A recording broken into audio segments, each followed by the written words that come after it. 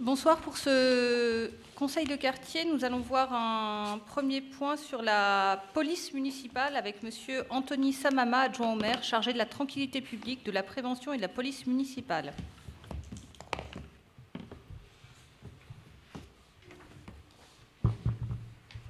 Merci beaucoup. Bonjour à tous. Je souhaitais vous rappeler effectivement quelques grandes lignes sur l'action qui est la nôtre aujourd'hui sur la tranquillité publique, la sécurité du 15e et plus spécifiquement sur votre quartier.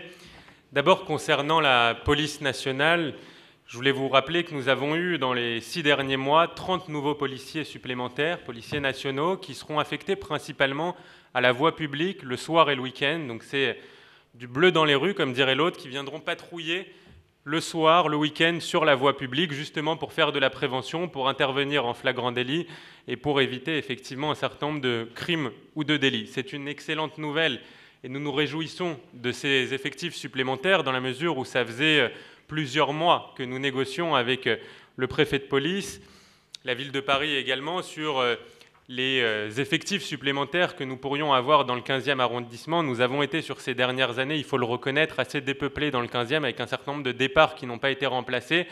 Donc nous amorçons aujourd'hui un mouvement inverse avec effectivement 30 policiers supplémentaires dans le 15e arrondissement. La deuxième chose, c'est concernant les caméras de vidéoprotection. Nous avons dans le 15e, nous allons bénéficier au cours de cette mandature, donc entre maintenant et 2026, de 6 sites supplémentaires qui seront vidéoprotégés.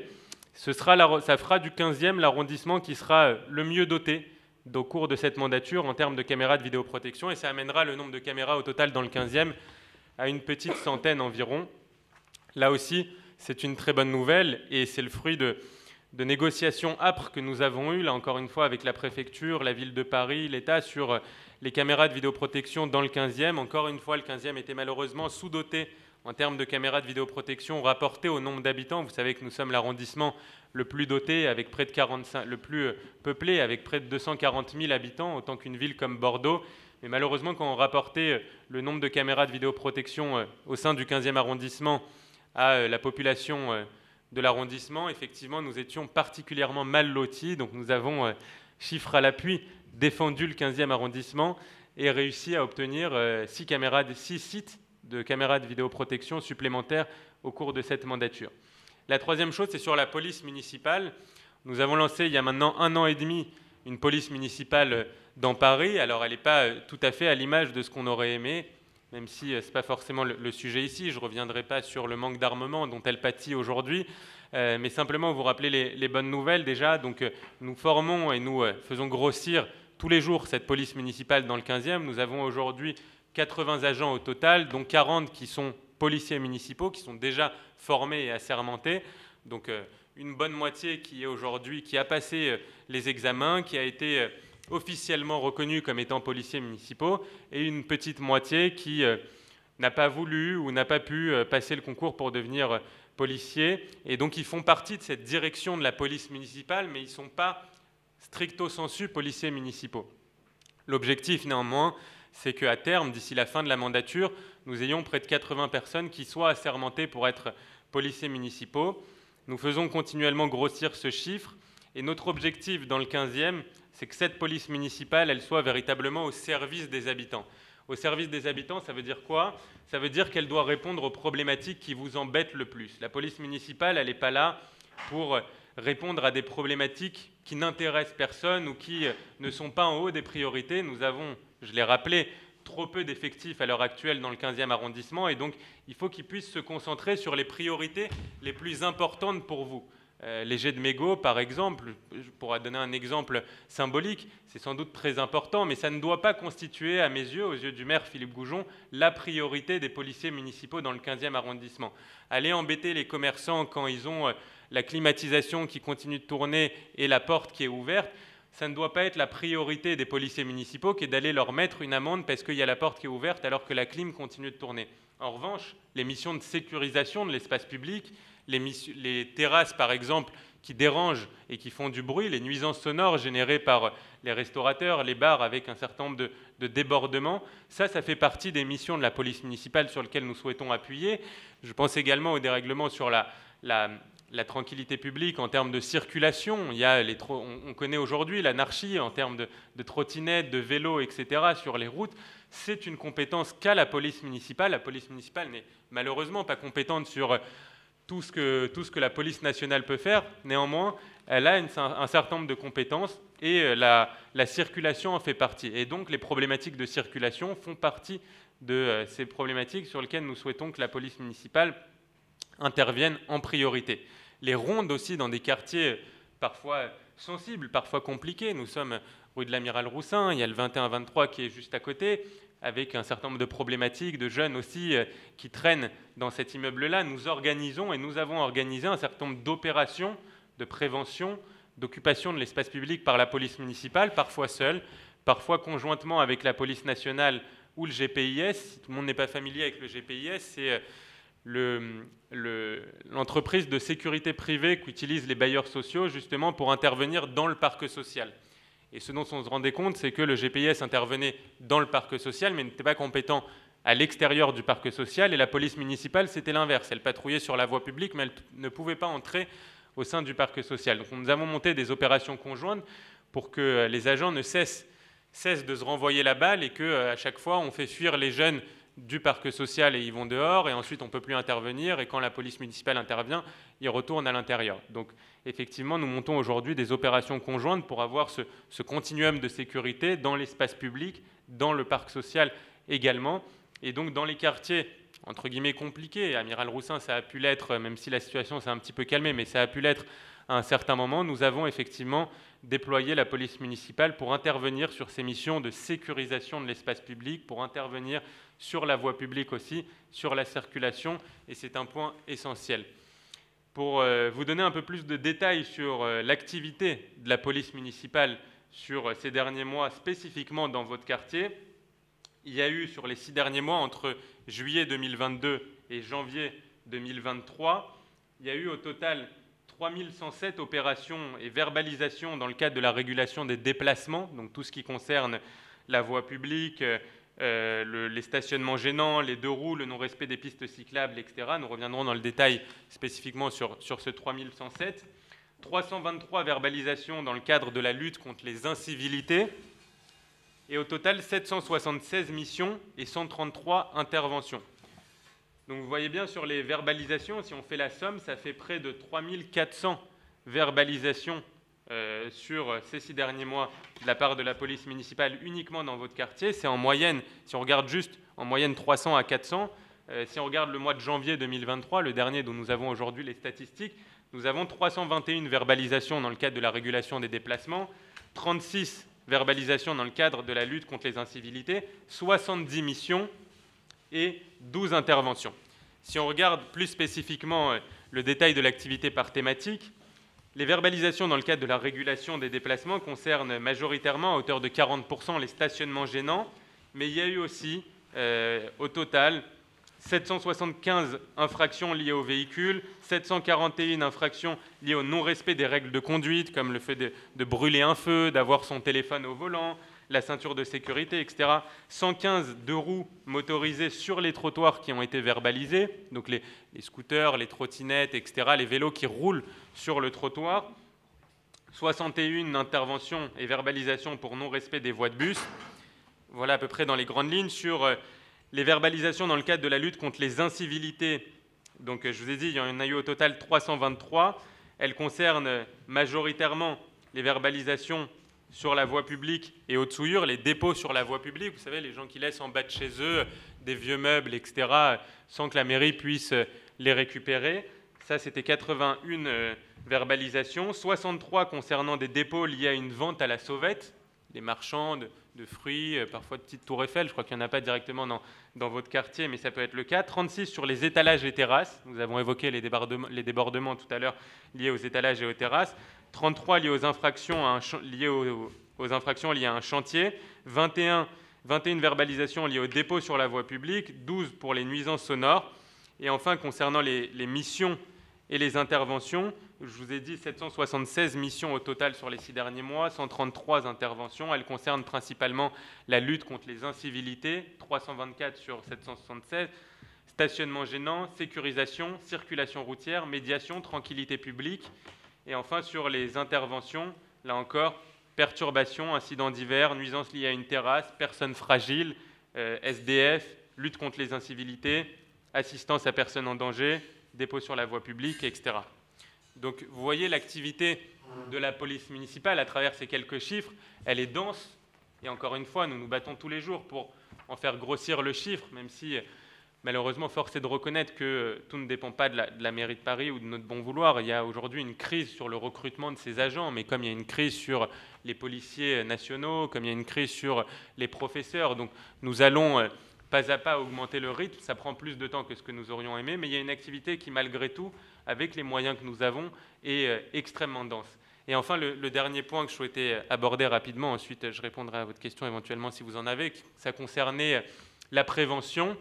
C'est la deuxième jambe sur laquelle nous mobilisons aussi énormément, parce qu'il ne suffit pas d'avoir une réponse répressive, il faut aussi prendre le problème le plus tôt possible à la racine et penser déjà aux petites générations, aux petits frères de ceux qui causent des problèmes aujourd'hui, ou aux petites sœurs parfois, et essayer de les ramener dans le droit chemin le plus tôt possible, dès les premiers signaux faibles d'une potentielle dérive qui amène à la délinquance. Et donc nous travaillons avec des associations de prévention spécialisées dans le 15e arrondissement. Nous avons déployé d'ailleurs ces agents-là, ces éducateurs spécialisés dans votre quartier depuis quelques années à peine. L'association s'appelle Arkea. Historiquement, elle n'était pas présente dans votre quartier. Depuis quelques années maintenant, elle l'est. Nous avons réussi à recruter un agent supplémentaire, un personnel supplémentaire, justement un éducateur qui va au contact de ces jeunes-là. Alors ça prend du temps parce qu'il faut gagner leur confiance, il faut essayer de s'intégrer au groupe, mais leur travail, c'est un travail extrêmement important justement pour essayer d'aider ces jeunes-là et de leur montrer qu'une autre voie est possible. Et on sait l'attraction que peuvent avoir un certain nombre de groupes. Il y a des jeunes qui parfois ne sont pas foncièrement mauvais, mais simplement parce qu'ils sont mal entourés et ils manquent de contre-pouvoir à côté, d'une main qui est tendue et qui va leur dire justement il y a un autre avenir qui est possible, mais il faut travailler et il faut les aider à ça. Justement, ces éducateurs occupent ce rôle-là, entre guillemets de grands frères, comme on dit parfois, et donc les aident. On organise un certain nombre de voyages avec ces jeunes-là. On les aide sur Parcoursup, notamment, la plateforme pour s'inscrire pour les études supérieures. On les aide à passer le permis parfois aussi. On les aide à faire leurs devoirs. Cette jambe-là aussi, la jambe préventive, est à nos yeux extrêmement importante et je crois qu'il ne faut pas uniquement se focaliser sur le volet répressif qui est crucial évidemment, mais on n'arrivera pas à résoudre structurellement les problèmes si on n'a pas une réponse préventive également à la racine le plus tôt possible pour tous ces jeunes. Voilà, je ne serai pas plus long, je répondrai à votre question si vous le souhaitez et je vous remercie pour votre écoute. Merci beaucoup, Monsieur Samama. Si vous avez des questions.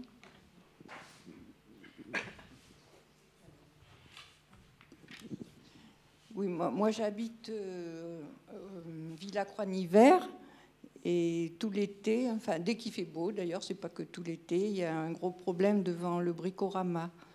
Alors est-ce que c'est les gens qui étaient de rue de l'Amiral Roussin qui se sont déplacés à cet endroit? Et de toute façon, là, il a fait beau un jour ou deux là, récemment et c'est déjà reparti. Donc, qu'est-ce que vous comptez faire?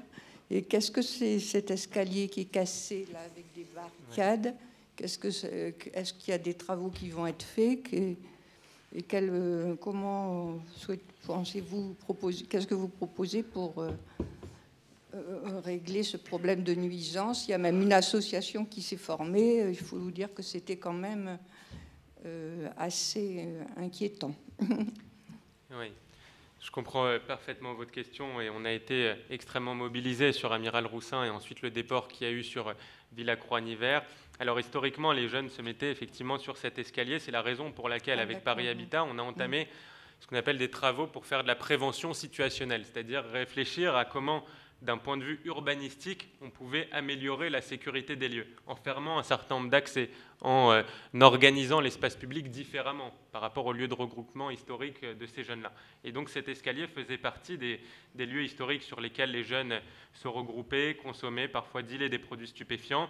C'est la raison pour laquelle on a voulu casser cet escalier avec Paris Habitat. Et on s'est aperçu au cours des travaux, il y a environ un mois maintenant, qu'il y avait en fait sous cet escalier-là un certain nombre de câbles, de trappes qui nous a fait perdre du temps, environ 2-3 mois. Et donc les travaux aujourd'hui patinent un petit peu et on est aujourd'hui retardé par cette découverte fortuite, si vous me permettez l'expression. Et malheureusement, il y a eu ce déport-là de ces jeunes qui étaient historiquement à cet endroit, qui se sont déportés effectivement à Villacroix-Nivert, sur les escaliers entre la pharmacie et le Bricorama. On a mené une action honnêtement résolue avec des équipes pour tout Paris de police nationale qu'on appelle les GSQ, le groupement de sécurité du quotidien, qu'on a fait venir spécifiquement pendant plusieurs jours d'affilée et plusieurs semaines d'affilée, qui sont intervenus honnêtement avec une grande mobilisation qui a permis de chasser ces jeunes-là un certain temps. Et ces jeunes-là sont aujourd'hui, d'abord, on a réussi à faire redescendre la pression, objectivement, il faut le reconnaître, et aussi à reporter le problème à l'intérieur d'Amiral Roussin. Si vous voyez, il y a le Bricorama, juste à droite, il y a la petite porte qui mène aux ateliers d'artistes. Donc dans ce couloir-là, entre le Bricorama et les ateliers d'artistes, là où il y a les grandes poubelles, vous voyez, au sous-sol de chez vous, du 21-23. Et donc aujourd'hui, ces jeunes-là sont pour beaucoup regroupés à cet endroit-là. Alors effectivement, ça cause moins de nuisances, il faut le reconnaître, que quand ils étaient dans la rue. Moi, j'avais des voisins qui étaient en face de chez vous, au-dessus de la pharmacie, qui m'appelaient tous les soirs en me disant « il y a des jeunes qui traînent en bas de chez moi, qui mettent de la musique, je ne peux pas sortir ». Aujourd'hui, l'espace de nuisance est limité, sans doute aux ateliers d'artistes et à quelques appartements mitoyens, mais ça reste assez circonscrit. Notre action, elle est honnêtement résolue et nous continuerons à nous mobiliser, notamment suite à ce qui s'est passé le 14 juillet. Vous savez que le 14 juillet dernier, les jeunes ont causé de nombreux problèmes. Ils ont fait un guet-apens sur la police, ils ont mis une barricade avec des poubelles, la police est intervenue. Suite à ces barricades-là, nous avons effectivement mené une action résolue pendant septembre, octobre, novembre, décembre. Aujourd'hui, la situation s'est un petit peu calmée, mais je sais que les succès en termes de sécurité sont toujours très fragiles et que les beaux jours reviendront et que malheureusement, les nuisances les accompagneront sans doute. Maintenant, moi, je suis en contact avec les habitants toutes les semaines. Je connais très bien votre gardien. Je sais que d'ailleurs qu'il y a un gardien, M. Benkrim notamment, mais il y a un autre gardien qui est en passe d'être assermenté. Vous savez que Paris Habitat a lancé une assermentation pour les gardiens d'immeubles pour qu'ils puissent aujourd'hui verbaliser ces jeunes-là pour un certain nombre de choses, notamment des dépôts, des souillures, etc. Donc c'est une bonne chose que les gardiens d'Amiral Roussin soient assermentés. Le GPIS, je vous ai dit, on mène des opérations conjointes.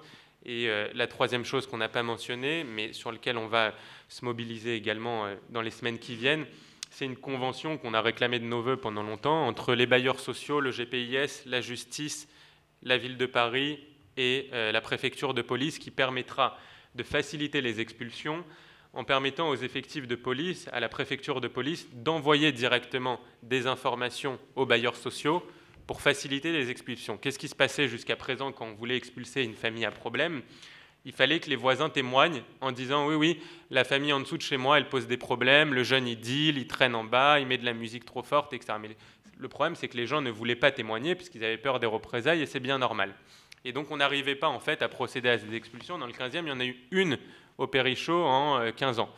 Aujourd'hui, cette convention, elle permet non seulement d'objectiver le constat, parce qu'on ne va pas se reposer sur les dires des voisins, et parfois on sait qu'il peut y avoir une part de vérité partagée, mais va reposer sur les dires de la police, les plaintes, les interpellations de la police, les condamnations de la justice, et en même temps va permettre d'éviter ce risque de représailles à travers le témoignage d'un certain nombre de voisins.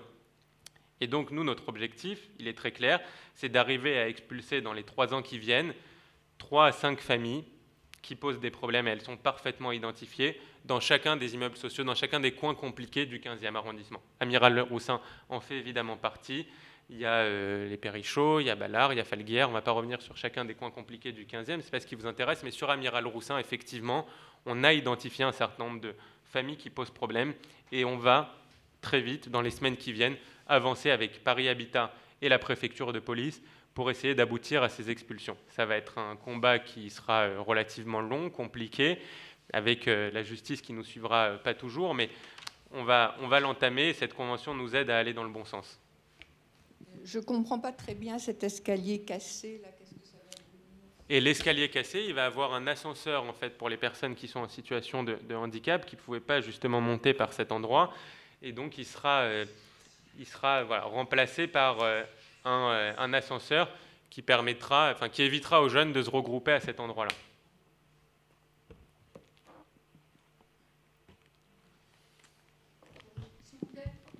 Les voitures brûlées, on ne peut pas les prévoir tous les 14 juillet et tous les 31 décembre, on les brûle. Alors pourquoi on ne mettrait pas quelqu'un préventivement pour empêcher tous ces incendies? Ouais. On mène beaucoup d'actions de manière préventive sur le 14 juillet. À chaque fois, il y a les équipes de la ville, de la direction de la propreté, qui passent, qui enlèvent les bennes à ordures, parce qu'en fait, souvent, les jeunes, ils les trouvent dans la rue et donc ils les mettent au milieu de la route. Donc nous, ce qu'on fait, c'est qu'on les rentre systématiquement dans les immeubles le 11-12 juillet.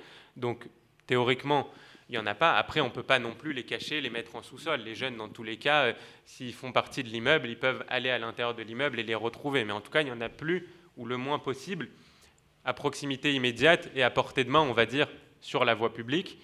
Ensuite, sur la prévention, je vous ai dit qu'on travaille avec une association de prévention spécialisée, Arkea. On travaille aussi avec eux, main dans la main, pour essayer de sensibiliser les jeunes, notamment sur les tirs de mortier, les incendies. Vous savez c'est un des gros problèmes qu'on a aussi les 14 juillet, et on va lancer avec la ville de Paris justement de la prévention, notamment dans les écoles, sur les tirs de mortier. Il y a eu un policier qui a été blessé, qui a perdu 20% de son audition il y a 2 ans, le 14 juillet 2020, à cause de ces tirs de mortier-là. Ce qu'on compte faire, c'est évidemment en amont faire le plus de prévention possible pour montrer aux jeunes que c'est extrêmement dangereux ces mortiers-là, qui risquent parfois leur vie et qui font prendre des risques très importants à la personne qui est en face. Donc on va se déployer dans les écoles, on a un grand plan de communication et de prévention sur les tirs de mortier, justement à l'approche du 14 juillet, en mai et en juin prochain. Et après, honnêtement, on a parfois des résultats. En 2020, ça a été très compliqué à Amiral Roussin. Je vous ai dit, il y a eu la caméra qui a été cassée en face du dojo, en face du jardin partagé. Il y a eu aussi des guet-apens. En 2021, ça a été plus tranquille. Et en 2022, on s'attendait à ce que ce soit tranquille. Et en fait, ça ne l'a pas été. Donc vous voyez, ça dépend vraiment des années. Nous, en tout cas, on travaille main dans la main avec la police, les équipes de pompiers, les équipes de prévention pour essayer de diminuer la tension le plus possible à l'approche du 14 juillet, leur faire comprendre que ce n'est pas un jeu. Ce n'est pas un jeu le 14 juillet, ce n'est pas un jeu de tirer des mortiers sur des policiers et ils risquent gros derrière. Et donc c'est ça ce qu'on compte leur dire dans les mois prochains en allant directement dans les écoles pour faire cette prévention. Une dernière chose, pardon. Les nuisances sonores et le restaurant La Bodega. Oui, le restaurant La Bodega, c'est un restaurant qu'on connaît bien, effectivement. On intervient régulièrement là-dessus. Moi, ce que je vous invite à faire, c'est à ne pas hésiter à appeler le 3975, qui est le numéro de la police municipale. C'est l'équivalent du 17, pour qu'on puisse intervenir le moment opportun. Parce que ce dont on se rend compte, c'est qu'en fait, on a fait un certain nombre de contrôles de la bodega, mais malheureusement, quand on passe, il se passe souvent pas grand-chose, donc on fait un peu de prévention, on discute avec le patron, on lui dit effectivement qu'il faudrait limiter les nuisances, mais on n'a malheureusement rien à constater. Et donc si on veut vraiment être efficace et intervenir le moment le plus opportun, il faut effectivement que vous appeliez le 3975 et qu'on déroute une équipe. C'est le numéro spécifiquement dédié à la police municipale, et évidemment il y a des priorités, mais il y aura sans doute des équipes qui seront disponibles pour intervenir et qui pourront aller au contact du patron, mettre des verbalisations, et c'est ça qui fait vraiment changer la vie des gens et qui sensibilisera le patron, parce que quand on tape au portefeuille, on sait que c'est plus efficace que quand on se contente de parler. Et donc, voilà, et faire ça régulièrement, parce que c'est aussi la multiplication des interventions qui lui permettra de changer les choses. Mais on est intervenu, on continuera d'intervenir aussi souvent que nécessaire. Et ce numéro 3975, c'est 24 heures sur 24 ? C'est 24 heures sur 24, c'est dédié exclusivement à la police municipale à partir de 18h, et avant 18h, entre 9h et 18h, c'est un numéro de la ville. Donc c'est un numéro de service public qui sert à beaucoup de choses, pas uniquement à la police municipale. Et à partir de 18h, donc les fonctionnaires de la ville de Paris arrêtent de travailler, sauf les policiers municipaux, et donc ça devient exclusif à la police municipale à partir de 18h. Très bien, merci. Je vous en prie.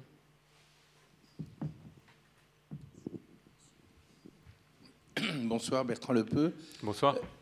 Au niveau de l'intervention, qui faut-il appeler quand on a un problème? Plutôt actuellement votre service ou la police nationale?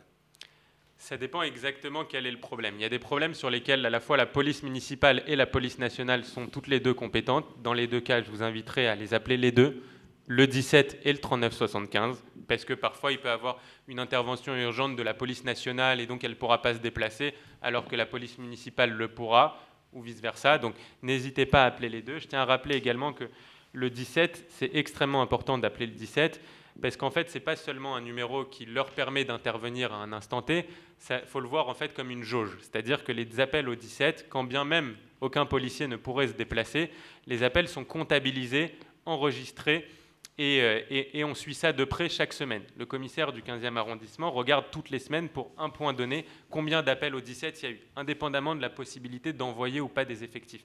Donc, il faut le voir comme un thermomètre, comme une jauge qui permet à la police nationale de savoir à quel point un endroit est problématique. Donc, n'hésitez jamais à appeler le 17 aussi souvent que nécessaire, le 3975 en parallèle. Et après, évidemment, ça, c'est la différence des répartitions des tâches entre la police nationale et la municipale. Par exemple, un cambriolage, la police municipale n'est pas compétente. Pour une fête, si votre voisin organise son anniversaire et fait trop de bruit avec de la musique, la police municipale ne sera pas compétente. Pour un crime, la police municipale ne sera pas compétente. Donc, ouais, la police nationale a des compétences élargies par rapport à la municipale. Simplement du tapage avec des jeunes qui traînent en bas de chez vous, les deux sont compétents, donc faites les deux. Et si c'est plus grave, pour le dire simplement, faites en priorité la nationale. Merci.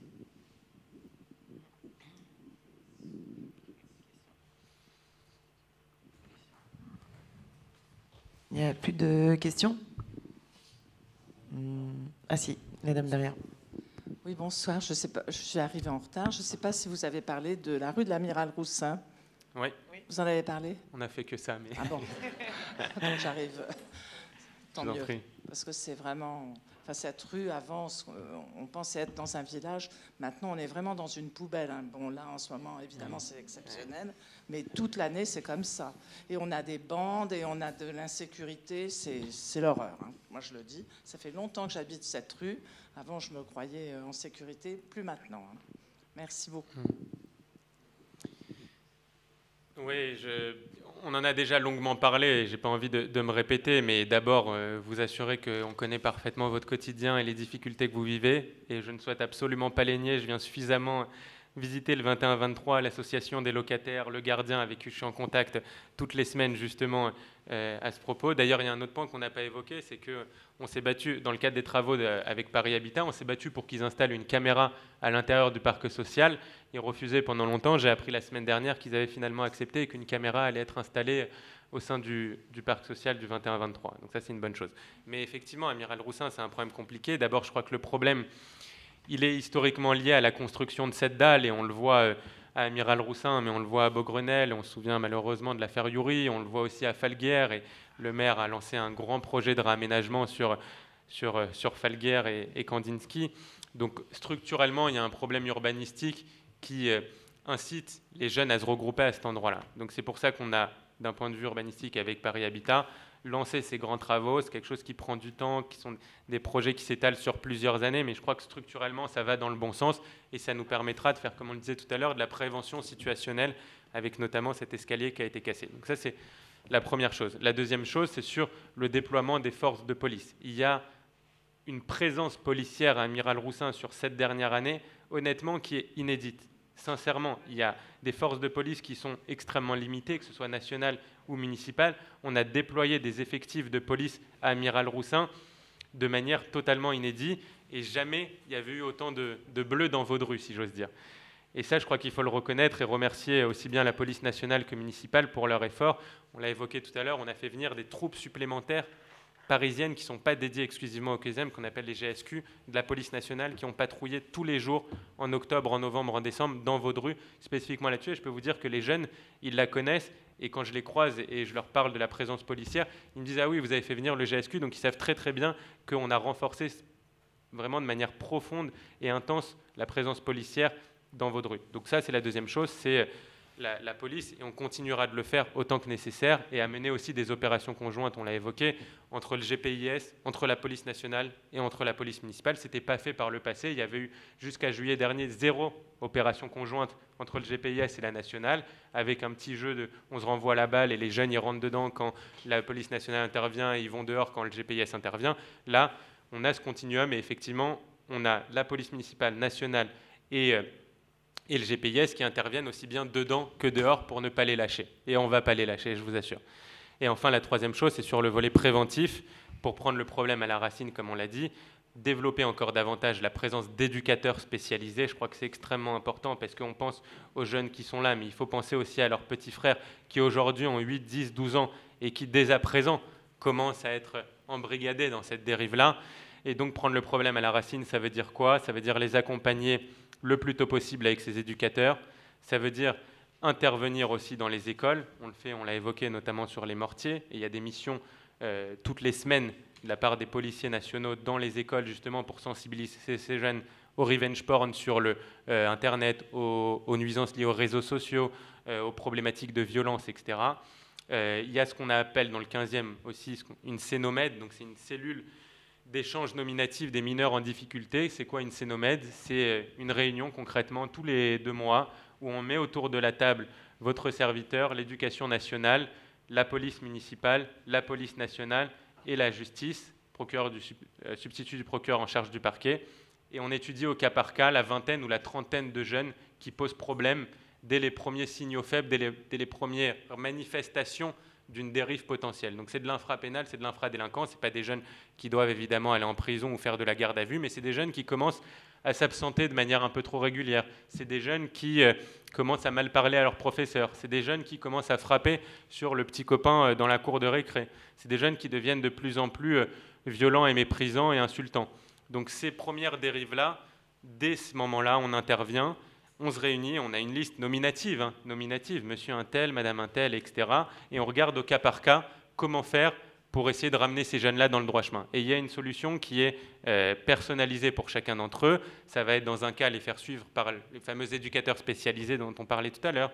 Ça va être leur faire du soutien scolaire. Il peut y avoir un certain nombre de solutions, mais je crois qu'il faut, pour essayer de traiter le problème, non pas l'écume de la mer, non pas la manière superficielle sur les jeunes qu'on voit aujourd'hui, mais penser dès à présent aux générations futures, il faut intervenir avec ce volet préventif qui est capital, et c'est ce que nous faisons avec tous ces acteurs-là. Donc j'ai bien conscience que j'en ai sans doute trop dit et pas assez, parce que je connais votre quotidien et je comprends les difficultés que vous avez. On n'a pas évoqué aussi la convention, je ne sais pas si vous étiez là, mais on a lancé une convention avec les bailleurs sociaux, la justice, la police, pour justement partager des informations entre la préfecture de police et les bailleurs sociaux pour faciliter les expulsions. Ce dont on se rend compte, c'est qu'il y a parfois 1, 2, 3 familles qui empoisonnent la vie de centaines de familles. Et ce qu'il faut, c'est effectivement qu'on arrive à cibler ces familles-là et leur envoyer un message. Leur dire ici, vous ne faites pas ce que vous voulez. Et auparavant, c'était très difficile parce qu'il fallait avoir des témoignages de voisins, ils avaient peur des représailles. Bref, je ne vais pas revenir sur ce que j'ai dit, mais on a aujourd'hui cette possibilité d'échanger des informations directement entre la police et les bailleurs sociaux pour nous faciliter ce travail-là pour les expulsions. Et je peux vous dire qu'on va saisir à bras-le-corps cette opportunité qui nous est offerte avec cette convention et aller le plus loin possible pour expulser. On n'est pas obligé d'en expulser 10, mais on expulse une famille. Déjà, le bruit se répand. Et ensuite, par effet boule de neige, on arrive à rétablir le calme sur Amiral Roussin. Vous voyez, la mobilisation, elle est à 360. On intervient sur tous les volets, aussi bien d'un point de vue urbanistique avec Paris Habitat, que répressif avec la police, la justice, que préventif avec les associations spécialisées. C'est un travail de longue haleine et il n'y a pas de baguette magique, sinon ce serait trop facile. Mais en tout cas, on connaît les difficultés auxquelles vous êtes confrontés tous les jours. Et notre mobilisation, elle est totale pour essayer d'y répondre du mieux possible.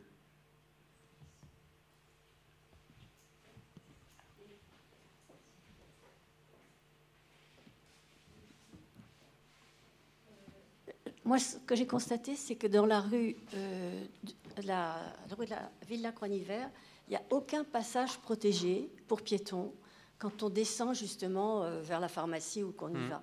Et donc, il y a un virage quand même où les voitures souvent roulent très très vite et il n'y a aucun passage pour piétons. Donc, vous voulez dire le petit passage entre... Donc quand on vient de la rue Cambronne, qu'on prend la villa Croix-Nivert, donc, et qu'on arrive en face Bricorama et qu'on remonte pour rejoindre la rue de la Croix-Nivert, mais il n'y a aucun passage pour piétons.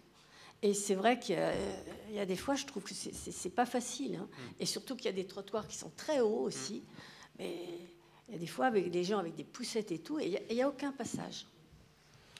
Je vais voir ça. Comment Oui, non, mais c'est plus bas. Bien sûr, il y a le chantier, mais dans le virage, par exemple, il n'y a rien du tout. Il faut le passage, il y en a un rue Cambronne et il y en a un rue de la Croix-Nivert. Et entre les deux, il n'y a rien. Et pourtant, il y a beaucoup de passages. Là. Oui. Voilà, c'est ce que j'ai constaté. Je me suis posé souvent la question. C'est noté. Et ça me fait penser d'ailleurs autre chose qu'on n'a pas évoqué, qui concerne l'interparking. C'est-à-dire que les jeunes aujourd'hui, ils se regroupent beaucoup dans l'interparking actuellement. Je ne sais pas si vous avez vu d'ailleurs l'endroit, c'est le fameux escalier en colimaçon qui est très très très étroit. Ils se mettent beaucoup à cet endroit-là. Interparking a décidé, après moult demandes et négociations, de déployer des agents de sécurité dans leur parking. Donc ça aussi, c'est une bonne chose. Donc vous voyez, on n'oublie aucun endroit, même s'il vaut mieux qu'il soit entre nous dans le parking plutôt que dans la rue. Mais même le parking, on était en contact avec Interparking. On a insisté justement pour qu'il renforce la sécurité des lieux. Il y a un certain nombre de dégradations dans ce parking, de voitures qui ont été caillassées, etc. Et donc on a réussi à obtenir, là encore, de la surveillance sur les sous-sols. Donc on est présent à tous les étages. Et pour répondre plus directement, madame, à votre question, je verrai avec l'adjoint compétent en charge de la voirie. Et si vous voulez, je vous laisserai ma carte et on pourra en discuter dans les semaines qui viennent. Excusez-moi, je reprends la parole. Au niveau de la sermentation des gardiens d'immeubles, est-ce que vous pourriez nous en dire plus? Quelles seront éventuellement leurs compétences? Oui, alors la sermentation, malheureusement, elle ne va pas aussi loin que ce qu'on aimerait, mais on est en contact justement avec Paris Habitat pour aller le plus loin possible. Elle concerne à l'heure actuelle uniquement les souillures et les dépôts sauvages. Donc c'est un levier qu'ils ont, c'est pas l'alpha et l'oméga qui nous permettra de résoudre tous les problèmes. Maintenant, ça leur donne quand même un levier supplémentaire pour intervenir. Et parfois, il suffit d'une cigarette pour qu'on considère que c'est un dépôt et une souillure. Vous voyez. Donc, et peut-être qu'en fait, la problématique à laquelle la nuisance que généreront ces jeunes-là, elle sera beaucoup plus grave que la cigarette. Mais ça donne un levier pour intervenir. Et donc c'est ça, nous, ce qu'on veut, c'est essayer de saisir tous les leviers. C'est comme la police municipale, parfois elle n'a pas compétence pour agir sur tout, mais elle a compétence pour agir sur une des petites choses auxquelles se rendent coupables un certain nombre de jeunes. Et donc on intervient sur ce levier-là, sur cette modalité d'action-là. Nous, on va continuer à insister auprès de Paris Habitat pour développer davantage leurs compétences d'intervention, notamment sur les nuisances sonores. Aujourd'hui, malheureusement, ce n'est pas le cas. C'est quelque chose qui, là encore, prend un petit peu de temps parce qu'il faut la sermentation, ils doivent avoir une formation, etc. Donc, ils ne le seront pas tous du jour au lendemain. Tous ne le veulent pas d'ailleurs parce que parfois, ils craignent pour leur santé. Ils prennent des risques en mettant des PV à ces jeunes-là. Mais en tout cas, pour ceux qui le souhaitent, c'est quelque chose d'important. Et nous, à chaque fois, on travaille avec Paris Habitat justement pour que les gardiens qui souhaitent être assermentés et qui le sont, ils puissent être dans les immeubles les plus problématiques. Il y a des immeubles où c'est moins grave si le gardien n'est pas assermenté. Il y a des immeubles où il faut qu'il le soit. Ça lui donne un levier supplémentaire, en parallèle évidemment de l'intervention de la police, du GPIS, etc. Mais au moins, il y a cette corde à son arc supplémentaire sur lequel on peut jouer de temps en temps pour pouvoir limiter les nuisances de ces jeunes-là. Merci beaucoup, Monsieur Samama. Nous allons passer maintenant au siège de l'Agence spatiale européenne avec Monsieur Laurent Joniot, responsable immobilier.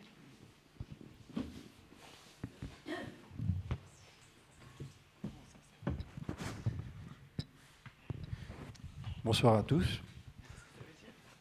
Alors, je ne sais pas si vous connaissez l'Agence spatiale européenne et ce que nous faisons. Nous avons déjà eu l'occasion de venir dans ce comité à 2 ou 3 reprises déjà, il y a quelques années.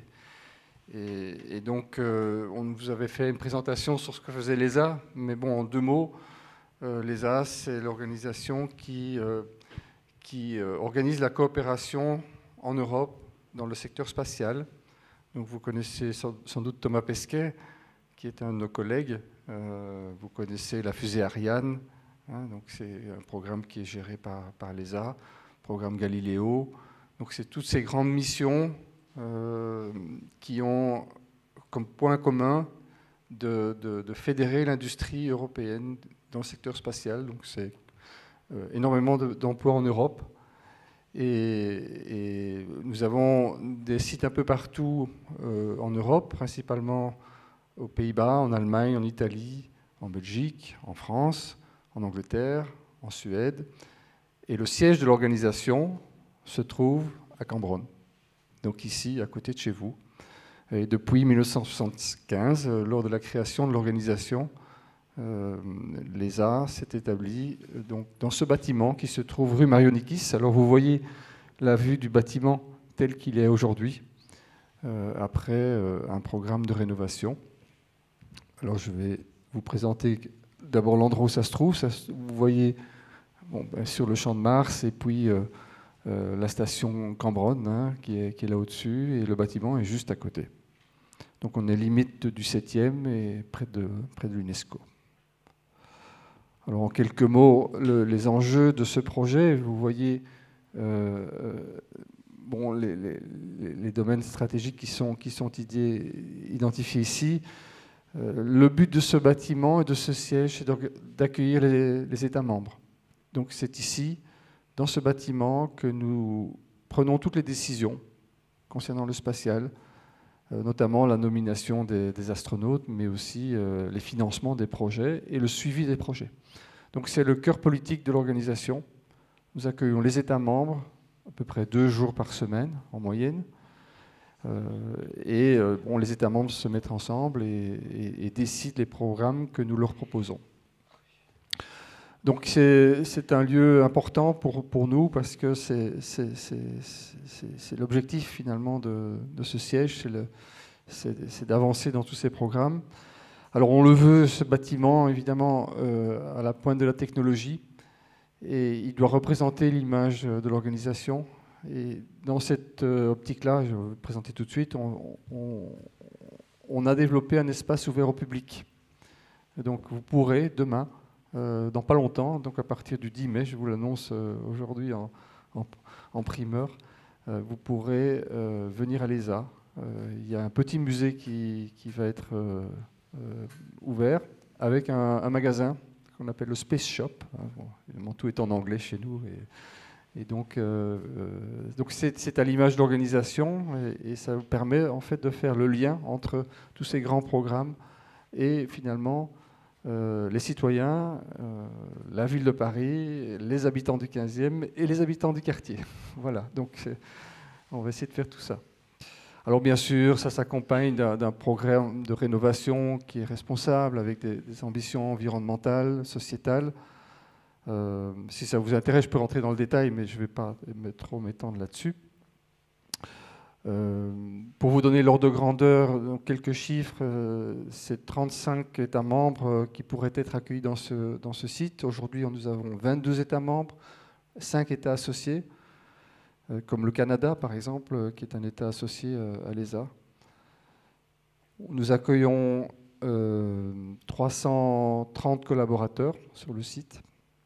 Et le site est organisé autour d'espaces de réunion et d'espaces de bureau, grosso modo, en quelques mots. Alors vous allez voir les images. Donc ça, c'est les images du site, comment il était il y a 3 ans. Lorsque l'ESA l'a rénové en 1975, l'ESA a eu la très bonne idée de mettre beaucoup d'amiante. C'était la grande mode à l'époque, en 1975. Et donc il était absolument nécessaire, après 40 ans de bons et loyaux services, de rénover ce bâtiment.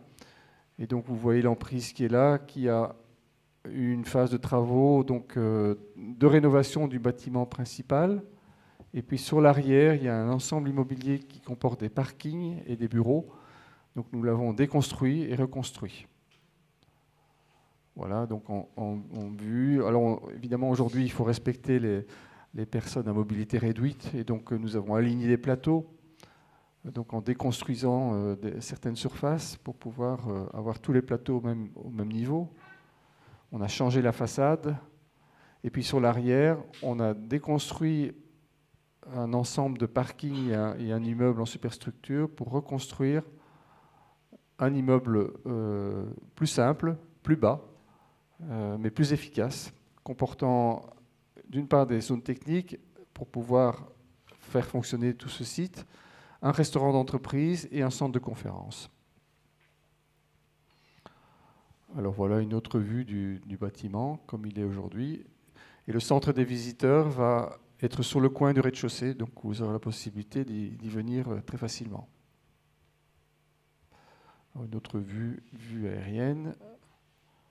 Voilà comment le bâtiment aujourd'hui est découpé. Donc vous avez au rez-de-chaussée donc l'espace visiteur numéro 4 et puis le restaurant le 2B.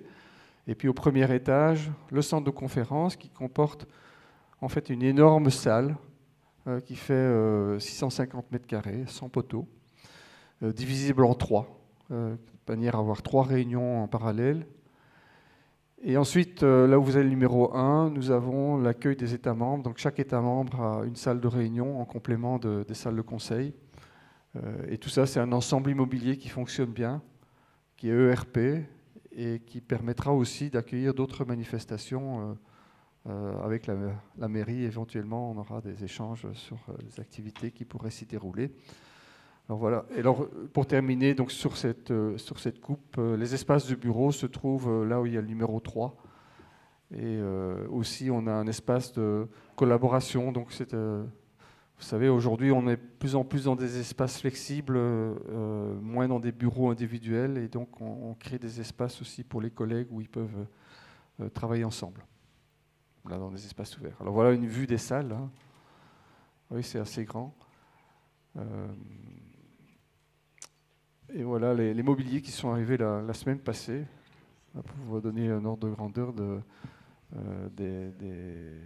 la table de réunion que ça représente. Alors ça, c'est sur 2 salles, les 3 salles. La petite et la moyenne, et puis il y a encore la grande derrière, où on reçoit les mobiliers cette semaine, donc on attend une plus grande table. Alors l'objectif, c'est d'avoir quand même 2 à 3 salles, hein, pas une très très grande salle, parce qu'on a des activités parallèles et des conseils parallèles. Alors l'ensemble est complètement rénové avec un beau restaurant. Les mobiliers sont aussi en train d'arriver. Et voilà, comme je vous expliquais, des espaces de bureaux qui sont à la fois ouverts et à la fois fermés. Donc c'est la tendance actuelle de l'aménagement des bureaux. On ne fait plus des bureaux pour une personne, on fait des bureaux qui sont utilisés par un grand nombre. Et aussi avec la situation post-Covid, on a beaucoup de télétravail et on constate qu'il y a des jours qui sont mieux utilisés que d'autres. Et l'idée, c'est d'utiliser les espaces le mieux possible en les rendant flexibles et utilisables par plusieurs personnes. Voilà. Alors l'espace visiteur qui se trouvera au rez-de-chaussée, donc sur le coin, vous avez tout d'abord un espace qui accueillera les visiteurs avec un petit magasin, et puis sur la partie arrière, un ensemble d'expériences immersives qui permettront de vous présenter différents sujets des activités spatiales que nous organisons. Alors il y a aussi un accueil avec des banquettes là, qui était prévu, donc c'est idéalement pour accueillir des groupes scolaires ou des groupes de manière générale. Voilà. C'est un peu l'objectif aussi de permettre à tout le monde d'avoir un contact avec ce secteur-là.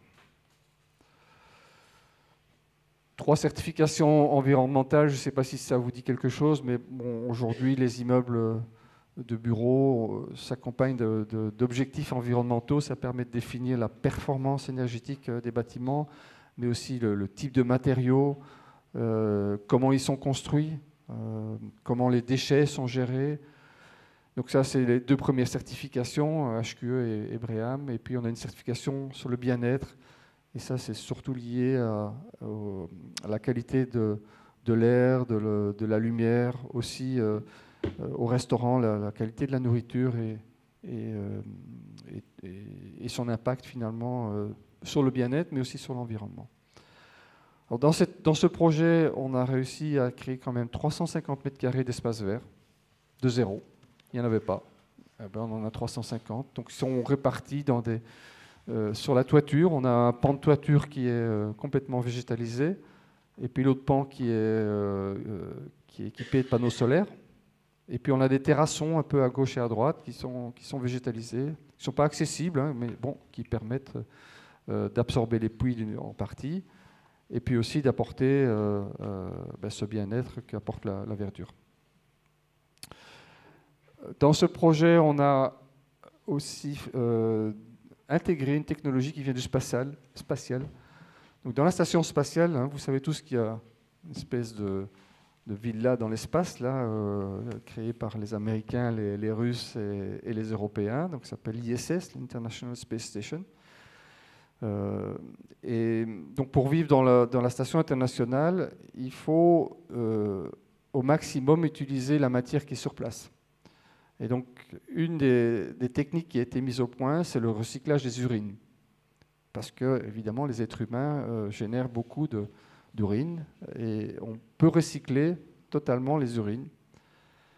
Alors vous allez me dire c'est intéressant dans la station internationale, mais sur Terre c'est très intéressant aussi parce que de plus en plus la question de l'eau devient au cœur des débats, peut-être pas à Paris parce qu'il pleut encore suffisamment, mais plus on va dans le sud et au-delà des frontières françaises, la question de l'eau c'est fondamental, et donc pouvoir séparer les urines en eau et en quelque chose d'autre est intéressant, non seulement pour la question de l'eau, mais aussi pour le quelque chose d'autre qui est en fait des nitrates. C'est un produit qui peut être utilisé comme fertilisant ou comme engrais. Donc vous pouvez très bien venir à l'ESA, acheter une petite bouteille qu'on va conditionner, qui seront des urines condensées, si vous voulez, que vous pouvez épandre sur votre terrasse pour faire pousser des fleurs. Mais ça peut aussi être utilisé en remplacement d'engrais chimiques. Et donc nous établissons un projet avec une entreprise qui va reprendre toutes ces urines et les utiliser à la place d'engrais. Donc ça, c'est une technologie qui est intégrée dans le bâtiment. On a 72 cuvettes qui sont en cuvettes séparatistes. Et donc c'est vraiment une technologie précurseur, et on a voulu l'intégrer dans le bâtiment pour montrer qu'on peut intégrer des technologies spatiales dans le bâtiment.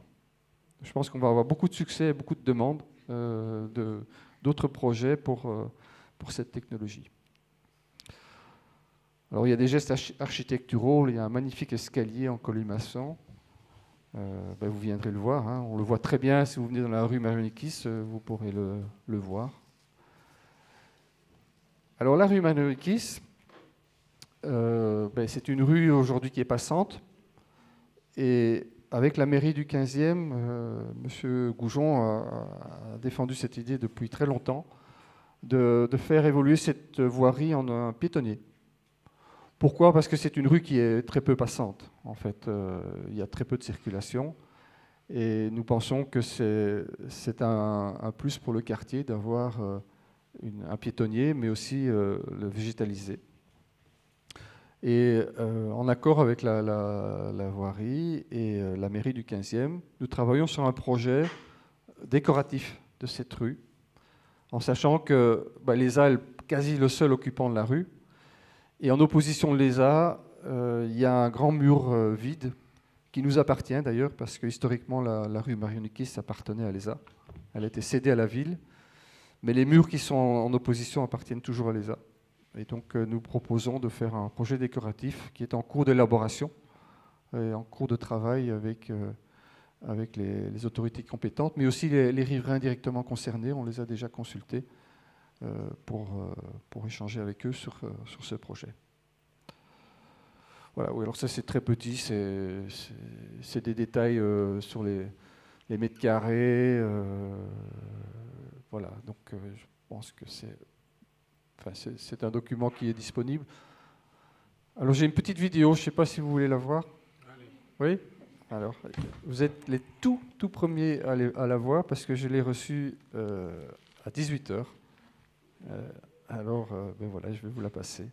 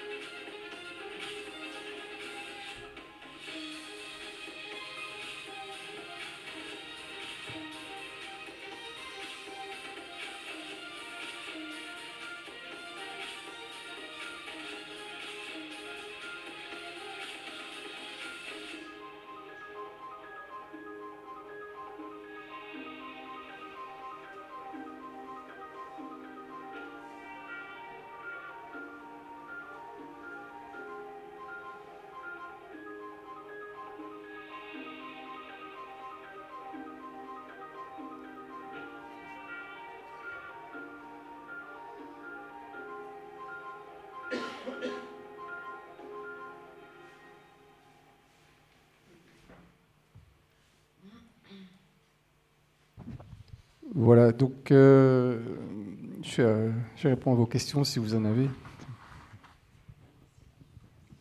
Peut-être juste, si vous me permettez, Madame, je voulais juste dire deux mots.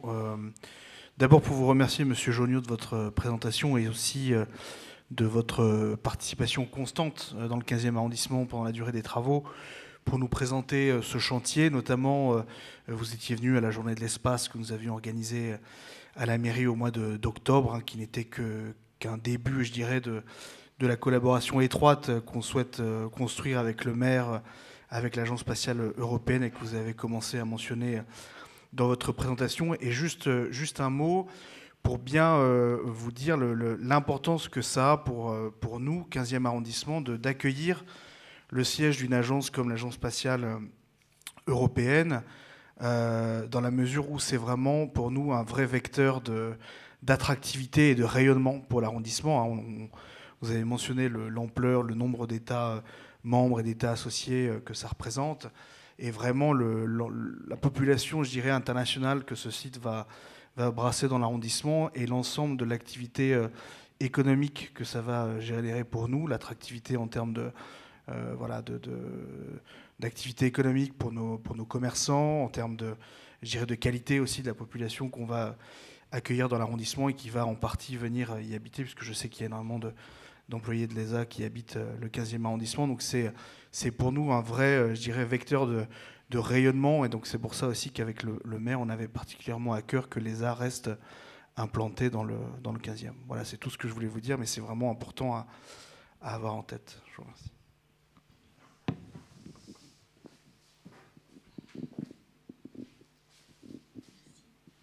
Je voulais savoir combien de temps avaient duré ces travaux. Je ne me souviens plus quand ça a commencé. Et puis, où est-ce que vous êtes allé pendant ce temps-là? Où était l'ESA? Alors c'est un projet de longue date. Comme vous l'avez dit, nous sommes implantés dans le 15e depuis 1975 et nous avons longuement réfléchi. Pourquoi ? Parce que c'est un projet ambitieux qui nécessite des fonds. Et l'argent du contribuable, on l'utilise pour développer l'industrie spatiale et pas forcément pour construire des bâtiments. Mais celui-ci est emblématique. Et donc c'est un projet qui a démarré il y a 20 ans. Et avec plusieurs tentatives de trouver une solution. Et donc pour vous la faire courte, disons-le comme ça, c'est la version numéro 8 du projet, qui a démarré en 2017, sur la décision de le faire. Le temps de faire les études, on s'est retrouvé en 2018, avec un premier esquisse, et puis des lancements d'appels d'offres, et un contrat signé en 2019 pour la réalisation des travaux, qui a comporté 2 parties, une partie désamiantage, donc jusqu'au début 2020, et puis comme tout le monde, on a subi le Covid. Heureusement, on n'a pas trop été impacté. On a perdu 4 mois, grosso modo, par le Covid, et puis l'industrie a repris l'activité. Et le chantier donc a duré 27 mois, plus les 4 mois de Covid. Voilà, ça, c'est la partie pure chantier, quoi. Mais vous voyez, le projet, il a pris 20 ans. Alors oui, pardon, excusez-moi. Donc nous sommes pas très loin, nous sommes dans le 7e arrondissement, rue du Général Bertrand. Donc c'est près de Necker. Donc, mais c'est temporairement, bien sûr.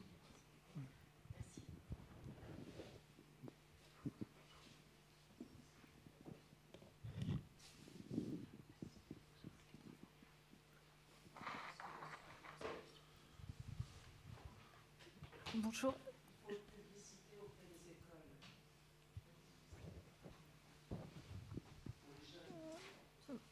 Je dis, il faut le publicité auprès des écoles pour les jeunes, c'est fantastique ça. Mais c'est le but, hein. C'est le but de cet espace muséal qui s'appelle l'Astrolabe, qui est un instrument de navigation qui se comprend très bien en français et en anglais. Et la cible principale, c'est les écoles. Voilà. Et donc, ça sera ouvert principalement en journée, pour commencer, parce qu'on ne sait pas très bien quelle va être la réponse, quelle va être la demande. Hein. C'est quand même, c'est pas le Louvre, hein. C'est pas énorme, hein. C'est un petit espace. Mais on verra bien comment tout ça évolue. S'il faut adapter des horaires, on les adaptera. Ou s'il faut ouvrir de manière exceptionnelle, on ouvrira exceptionnellement.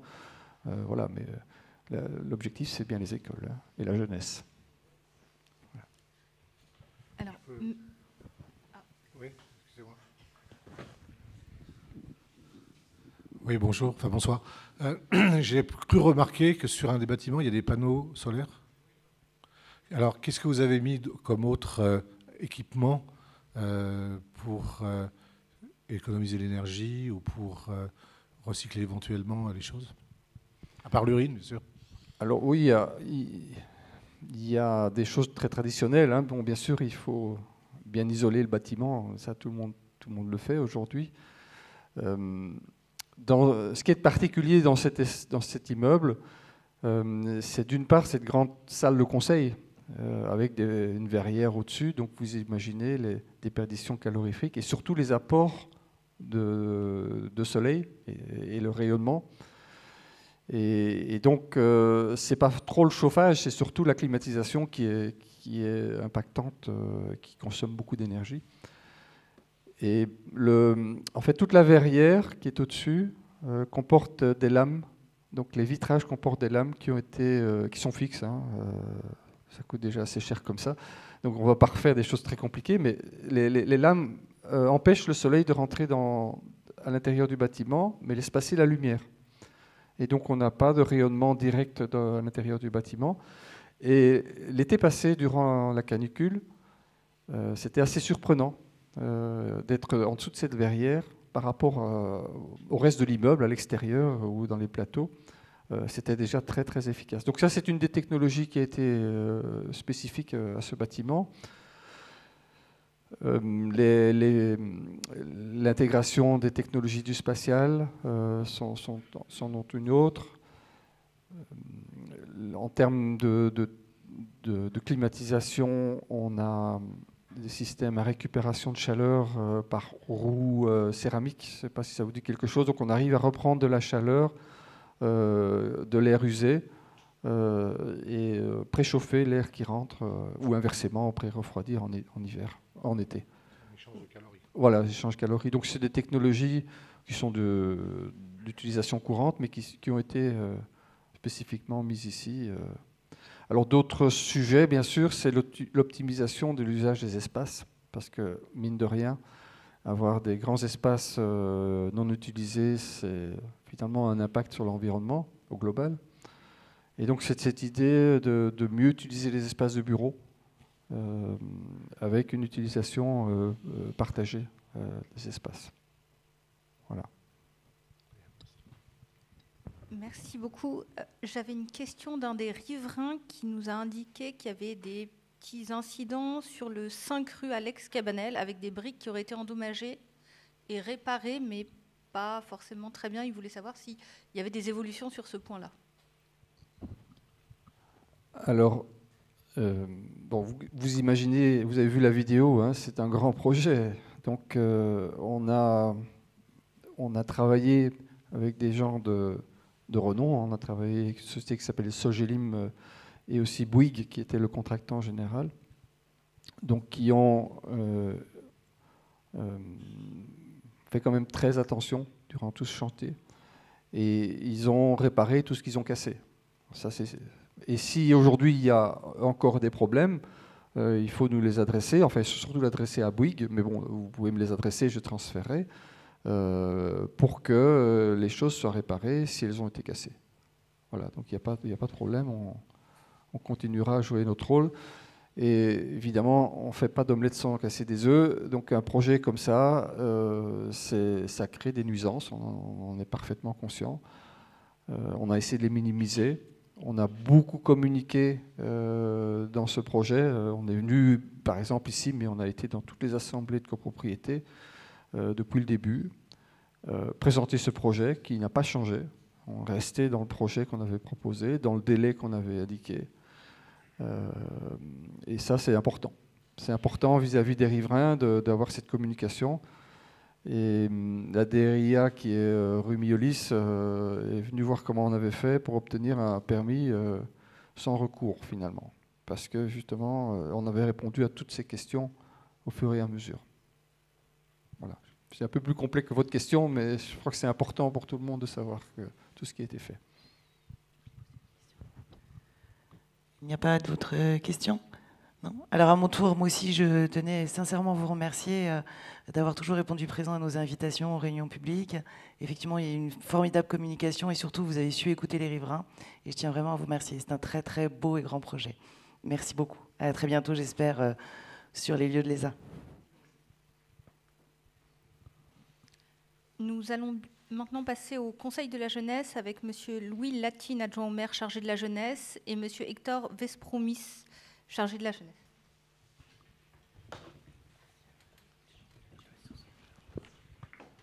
Bonsoir à tous. Alors, on avait une petite présentation pour vous, mais c'est SPC, certainement. SPC. Ça, Tony? C'est celui-là? Ah, ok. Bon, le temps du petit ajustement technique, dirons-nous. Eh bien, c'est un plaisir pour nous de pouvoir vous retrouver ce soir et vous faire une petite présentation assez succincte du Conseil de la jeunesse. Et par la même occasion, vous présenter aussi le contrat jeunesse d'arrondissement, qui est finalement à l'origine de cette création, d'une certaine manière. Donc, en ce qui concerne la jeunesse dans le 15e, on a donc différents projets qui sont mis tout en place et qui sont généralement effectués en lien avec la mairie de Paris. Et donc, ces projets s'inscrivent dans ce qu'on appelle un contrat jeunesse d'arrondissement. Donc, il a généralement une durée de 5 ans et avec différents axes et éléments que nous souhaitons mettre en place et voir mis en place au cours de ces différentes années. C'est à la fois un moyen donc, pour les habitants du 15e de savoir ce qui sera fait en faveur de la jeunesse au cours des années à venir ou des années passées pour les précédents contrats.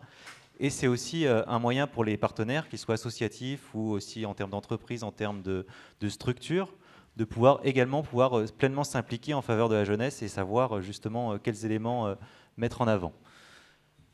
Eh bien, on y est, c'est presque parfait. Donc, je vous ai fait une parenthèse sur le contrat jeunesse. On ne va pas forcément vous le mettre trop en avant ce soir, étant donné que c'est une série d'axes que vous pouvez retrouver, si vous le souhaitez, sur le site de la mairie. Et donc, on va plus particulièrement parler de ce Conseil de la jeunesse qui, d'une certaine manière, a une forme d'historique. A déjà un nouveau logo qui a été voté d'ailleurs par ses membres à la dernière séance début février, que vous pouvez voir là. Et voilà. Donc historiquement, il y avait déjà un Conseil de la jeunesse en 2002, donc ça remonte à un certain temps déjà, qui finalement était un peu dispatché dans tous les arrondissements, avant la création de ce qu'on appelle, et ce qui est connu à l'heure actuelle, comme le Conseil parisien de la jeunesse, donc une structure à l'échelle parisienne. Alors ces conseils en 2002 fonctionnaient d'une manière assez particulière, c'est-à-dire avec une enveloppe de la part de la mairie de Paris pour chaque arrondissement, avec justement des collaborateurs qui s'occupaient de gérer ce conseil. Donc il y avait tout un accompagnement qui était mis en place au travers de salariés municipaux pour justement le structurer, l'organiser et lui permettre d'avancer. Au fur et à mesure, certains arrondissements ont été un peu moins, on va dire, proactifs dans la mise en place et dans le suivi de ces conseils, ce qui a peu à peu débouché vers la création de ce qu'on va appeler, comme je vous l'ai évoqué, le Conseil parisien de la jeunesse, qui est donc une structure à l'échelle de Paris, avec un tirage au sort mixte, donc 50% de femmes et 50% d'hommes, pour représenter les jeunes. Petit à petit, donc, la décision a été de porter l'ensemble de ces budgets sur ce Conseil parisien de la jeunesse, et ce qui a mené à la mise en sommeil des conseils au sein des arrondissements. Le constat qu'on a, c'est que finalement, et c'est la raison pour laquelle ce conseil est revenu en 2022 et que la volonté avec monsieur le maire a été justement de le remettre en place, c'est qu'il y a une forme de distanciation qui s'est créée, avec justement beaucoup de jeunes du Conseil parisien de la jeunesse qui sont majoritairement étudiants, et donc avec des problématiques très estudiantines, qui sont à traiter, mais qui sont finalement aussi plus particulièrement et plus difficilement traitables pour un arrondissement. Et donc finalement toute une part de la jeunesse dans le 15e et donc dans chaque arrondissement, je peux d'ailleurs le généraliser, qui n'était pas représentée. De la même manière, on avait majoritairement des jeunes de plus de 20 ans, 25 voire 30 ans. Et donc on avait aussi toute cette dimension des collégiens et des lycéens qui vraiment commencent à s'impliquer dans la jeunesse et vraiment dans les sujets de démocratie participative, de démocratie locale, qui ne pouvaient pas justement s'intégrer et s'impliquer pleinement dans l'avancée de projets qui pouvaient leur tenir à cœur. Donc on a justement créé ou plutôt relancé ce conseil qui a été voté en conseil d'arrondissement afin de donner pleinement leur part à ces jeunes dans le 15e arrondissement et de ces jeunes justement collège-lycée. Alors il y a différents objectifs qui ont été mis en place afin justement aussi de ne pas concurrencer d'une certaine manière le conseil parisien, à savoir donc de permettre à ces collégiens et lycéens d'avoir une forme de passerelle, on va l'appeler comme ça, entre ce que l'on peut appeler le conseil des écoles, qui a été mis en place au précédent mandat par notre collègue en charge des écoles, Madame Rolgen, et ce que j'ai pu donc vous décrire comme le Conseil parisien de la jeunesse, ou encore le Conseil régional d'Île-de-France, qui est à l'échelle régionale pour le coup, ou même encore d'autres associations du type Parlement des étudiants qui peuvent exister, voire même d'ailleurs le simple fait d'être élu. Donc c'est aussi possible à partir de 18 ans de devenir élu dans sa ville. Et donc l'objectif était justement pour tous ces jeunes, à partir du collège, de pouvoir commencer à s'intégrer, s'impliquer dans la vie de la cité, tout simplement, et justement pouvoir proposer leurs projets et comprendre aussi ces fonctionnements qui sont toujours assez particuliers, chronophages et difficiles dans les administrations, qui plus est parisiennes, avec cette structuration d'arrondissement, cette structuration de mairie, et voire même de Grand Paris, etc. Donc voilà un petit peu l'objectif, pour les vous donner succinctement, avec surtout, et c'est la raison pour laquelle on a pu s'exprimer ce soir aussi, et justement vous en parler, une représentation de chaque quartier au sein de ce conseil, avec justement cet objectif que toutes les jeunesses soient représentées, et qu'il n'y ait pas des jeunes, finalement ils sont au nombre de 40, qui soient exclusivement représentés dans le sud du 15e arrondissement, dans le nord du 15e arrondissement, etc. Donc 50% de femmes et une représentation, et d'hommes, pardon, et une représentation pour chaque quartier. Donc voilà un petit peu les objectifs, l'historique de ce conseil. Et je vais laisser donc mon collègue Hector Vespromis pouvoir vous en donner quelques éléments, plus de détails justement sur ce conseil. Oui, merci beaucoup en tout cas de nous recevoir. Il y a un bruit ou de nous recevoir. C'est vrai que c'était important pour nous de pouvoir vous en parler, de vous présenter le Conseil de la jeunesse, puisque ça fait une petite année, comme tu le disais Louis, qu'il a été relancé et il évolue au jour le jour pour 2 raisons. Déjà parce que le mandat des jeunes conseillers, des 40 jeunes conseillers, dure 2 ans. Alors, 1 an s'ils souhaitent mettre fin un petit peu plus tôt à leur mandat, mais aussi parce que certains d'entre eux, en raison de changements de vie ou tout simplement parce que l'engagement ne leur convient pas dans ce conseil, s'en éloignent, et donc il est renouvelé tout au long de son existence, ce qui fait que déjà, si vous avez des proches, enfin des personnes autour de vous, enfants, amis, voisins, je ne sais qui, entre 13 et 17 ans, qui souhaitent s'engager dans ce conseil, c'est toujours possible de s'inscrire sur la page qui est sur le site de la mairie du 15e et d'être tiré au sort au fur et à mesure de l'année, ou alors l'année prochaine pour un mandat complet de 2 ans. Depuis l'an dernier, ils se sont réunis 4 fois, ces conseillers, en mairie du 15e et dans l'annexe. Ils ont traité différents sujets. Il y a déjà eu une première mission qui a été de mettre en place le conseil en soi, parce que nous, on l'a fait, on va dire un petit peu, on est reparti de zéro, et l'expérience du conseil qui datait de 2002,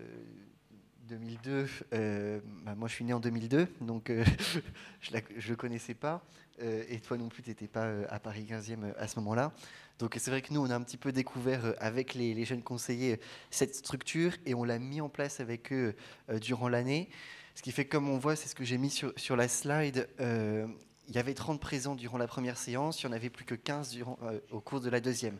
Donc il y a eu un premier objectif qui a été de stimuler les conseillers au fur et à mesure de leur engagement et de les pousser à venir, à s'engager dans le temps, ce qui aujourd'hui est en train d'être accompli, et aussi de renouveler les sièges qui sont manquants au fur et à mesure de l'année, ce dont je parlais un petit peu avant, et ce qui se fait aussi maintenant. Ensuite, en parlant des sujets qu'ils ont pu traiter, on les a mis à contribution sur la fête de la jeunesse dès l'an passé, ce qui était plutôt une réussite, et ils vont le faire de manière plus approfondie cette année parce qu'on a plus le temps de le faire avec eux.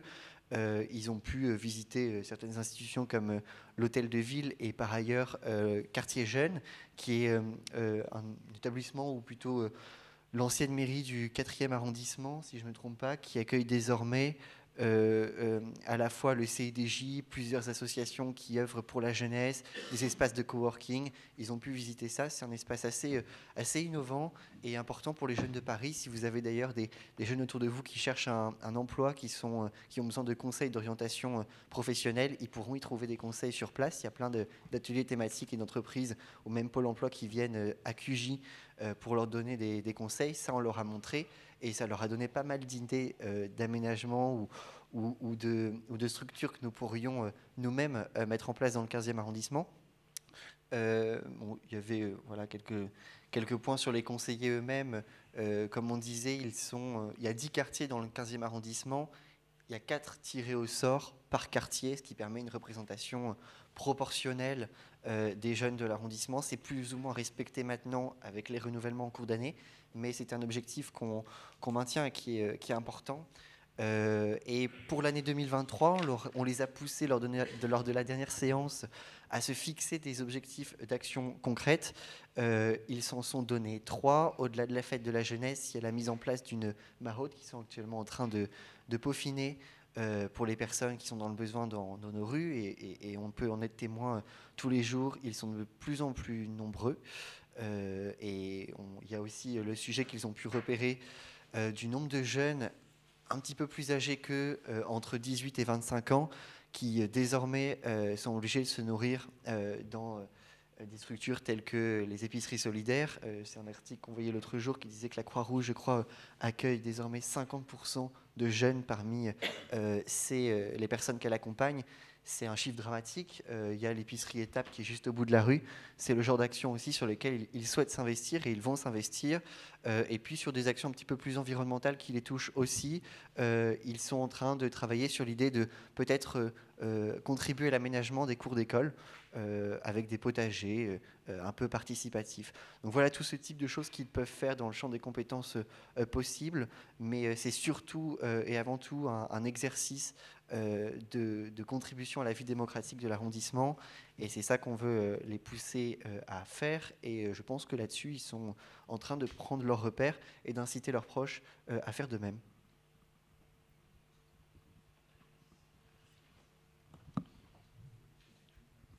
Après, je vous l'avais évoqué tout à l'heure succinctement, à savoir le contrat jeunesse d'arrondissement.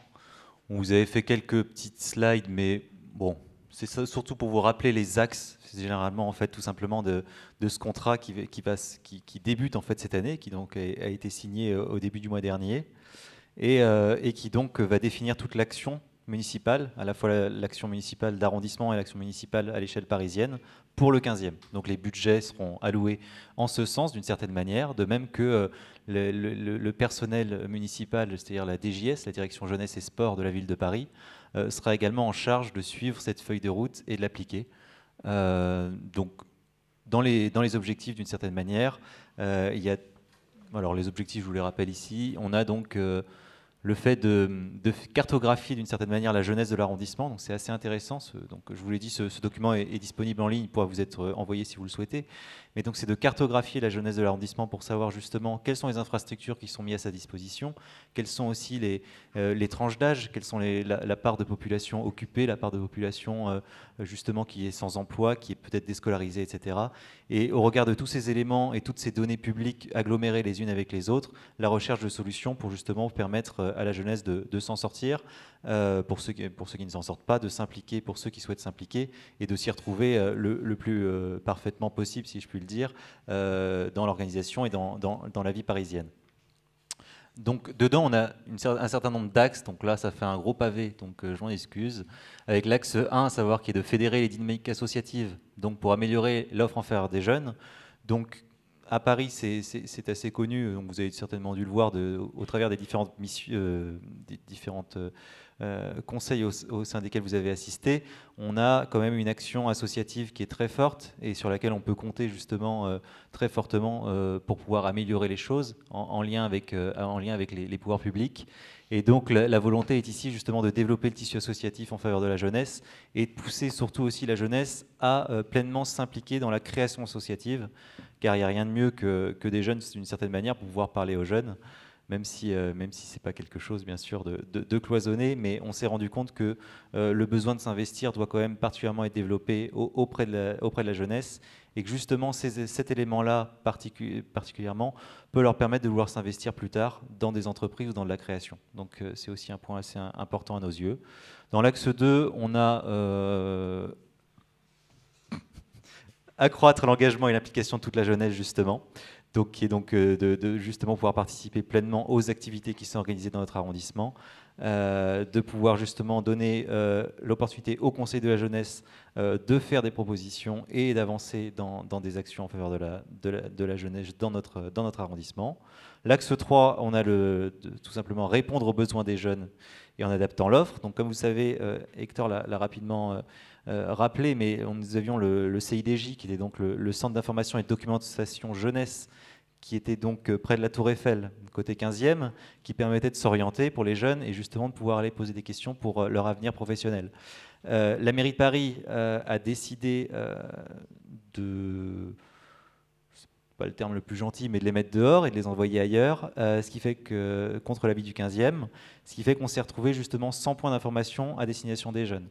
Donc face à cette décision, on a justement la volonté de pouvoir créer un point d'information jeunesse qui est une équivalence au sein des structures jeunesse du 15e arrondissement.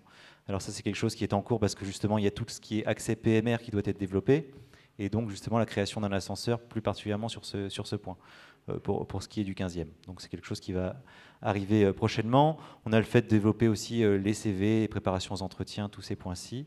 Et enfin, de décentraliser les forums de l'emploi. C'est-à-dire qu'on a régulièrement un forum de l'emploi à destination de la jeunesse qui est mis en place au sein de la mairie du 15e arrondissement, mais on se rend compte aussi qu'il y a souvent des difficultés à toucher les personnes au cœur de leur lieu de vie. C'est-à-dire que là, on a la chance d'être dans un quartier très proche de la mairie, donc on y est d'une certaine manière, mais le 15e a aussi une forme de dispatching, si je puis utiliser ce terme-là, en termes de métro, qui est parfois assez complexe dès lors qu'on habite dans le sud-ouest ou le sud-est de l'arrondissement.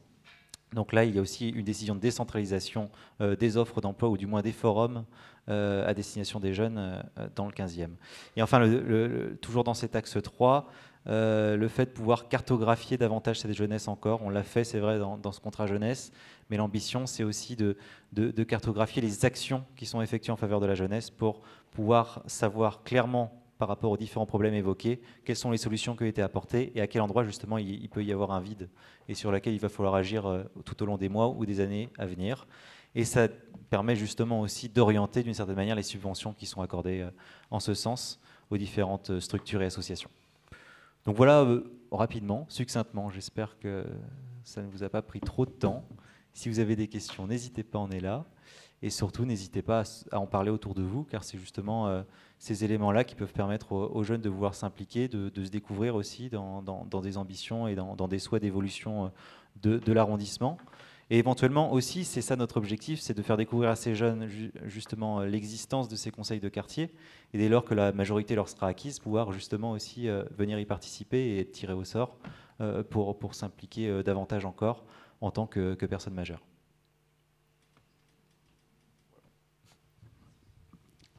Merci beaucoup. Vous avez des questions peut-être ?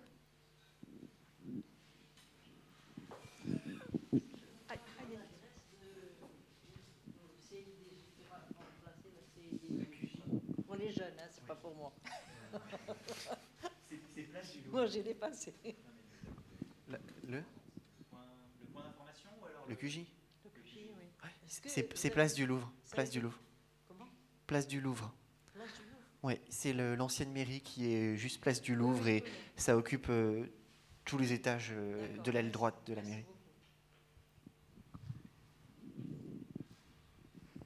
Merci beaucoup pour votre présentation et avec joie, je recevrai bien les jeunes de notre quartier à une réunion préparatoire. Vous pourriez venir d'ailleurs. Et comme ça, s'ils ont des idées, ça peut nous donner des idées pour l'ordre du jour. Ça peut être très sympa. Merci beaucoup à vous deux. Merci Hector. Merci Louis. Merci Anthony pour cette présentation de la police qui était formidable. Merci Mathieu d'avoir été là aussi. Merci à vous tous. Je vous souhaite une excellente soirée et je vous dis à très bientôt. Ah bah j'ai dit à très bientôt, c'était pas tout de suite. Allez-y bien sûr, allez-y, je vous écoute. On va vous passer le micro. Oui, ce conseil de quartier était très intéressant, mais hélas, vous voyez le nombre de chaises vides. Alors vraiment, je me demande si les habitants sont au courant qu'il existe vraiment ces conseils de quartier. Il faudrait vraiment peut-être faire du boitage, je ne sais pas. Mais je suis persuadée que les gens ne savent pas tout, ils ne savent pas qu'il y a un conseil de quartier. Alors, d'autre part...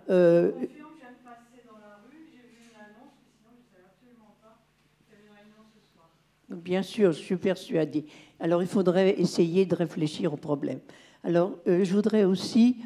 On parle beaucoup d'espaces verts, mais il y a dans notre arrondissement des rues affreusement tristes. Je veux penser à la rue des Volontaires. Il y a 3 établissements scolaires. Cette rue n'a aucun point de verdure. Alors vraiment, on ne peut peut-être pas mettre d'arbres, mais on peut mettre des pots, enfin faire quelque chose pour que cette rue soit moins triste. Vraiment, il y a donc rue des Volontaires et le début de la rue Blomet aussi. Il y a 3 établissements scolaires et aucune verdure, c'est pas possible. Alors, vous le savez très bien, il y a eu un mur végétalisé et les trottoirs, d'autre part, sont très étroits. Donc on ne peut pas mettre de bac à fleurs ou de choses comme ça. De l'autre côté, en face... c'est un peu compliqué. De l'autre côté du trottoir, enfin, il faudrait faire quelque chose.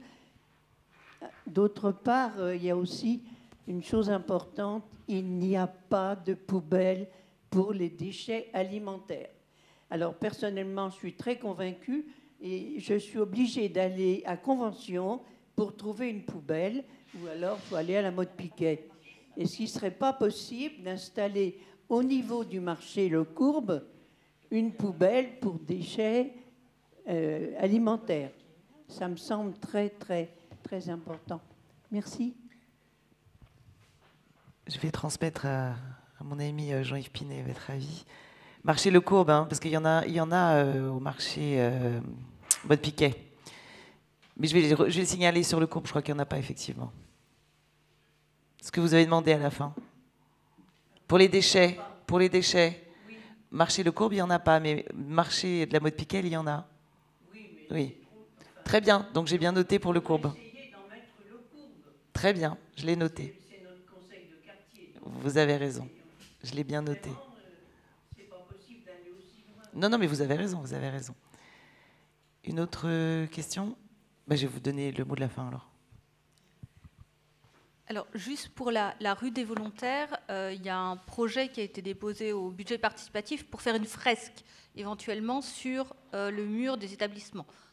On verra si c'est faisable ou pas, mais en tout cas, ça a été déposé pour essayer d'égayer un peu cette rue. Voilà. Et je vais vous remercier tous pour votre présence, à tous les personnes qui sont intervenues, ainsi qu'à tous les présents courageux de ce soir.